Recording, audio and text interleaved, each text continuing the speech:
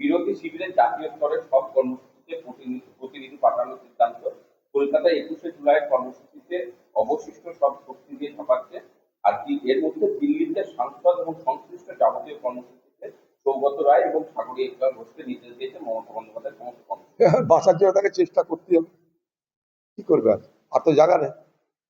একটা জিনিস এটা পরিষ্কার, তৃণমূলের যারা আছে বা নেত্রী মমতা ব্যানার্জি, যে রাহুল গান্ধী ছাড়া, সোনিয়া গান্ধী ছাড়া, কংগ্রেস ছাড়া তার কোনো গত্যন্তর নেই। বিরোধী শিবিরের জাতীয় স্তরের সব কর্মসূচিতে প্রতিনিধি পাঠানোর সিদ্ধান্ত।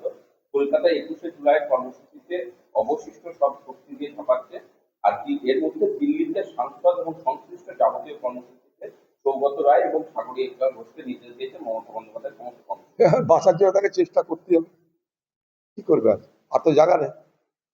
একটা জিনিস এটা পরিষ্কার, তৃণমূলের যারা আছে বা নেত্রী মমতা ব্যানার্জি, যে রাহুল গান্ধী ছাড়া, সোনিয়া গান্ধী ছাড়া, কংগ্রেস ছাড়া তার কোনো গত্যন্তর নেই। বিরোধী শিবিরের জাতীয় স্তরের সব কর্মসূচিতে প্রতিনিধি পাঠানোর সিদ্ধান্ত। কলকাতায় ২১শে জুলাইয়ের কর্মসূচিতে অবশিষ্ট সব শক্তি দিয়ে ঝাঁপাচ্ছে। আর এর মধ্যে দিল্লিতে সাংসদ এবং সংশ্লিষ্ট যাবতীয় কর্মসূচিতে সৌগত রায় এবং সাগরী একবার ঘোষকে নির্দেশ দিয়েছে মমতা বন্দ্যোপাধ্যায় সমস্ত কর্মসূচি। বাঁচার জন্য তাকে চেষ্টা করতে হবে, কি করবে? আর তো জায়গা নেই। একটা জিনিস এটা পরিষ্কার, তৃণমূলের যারা আছে বা নেত্রী মমতা ব্যানার্জি, যে রাহুল গান্ধী ছাড়া, সোনিয়া গান্ধী ছাড়া, কংগ্রেস ছাড়া তার কোনো গত্যন্তর নেই।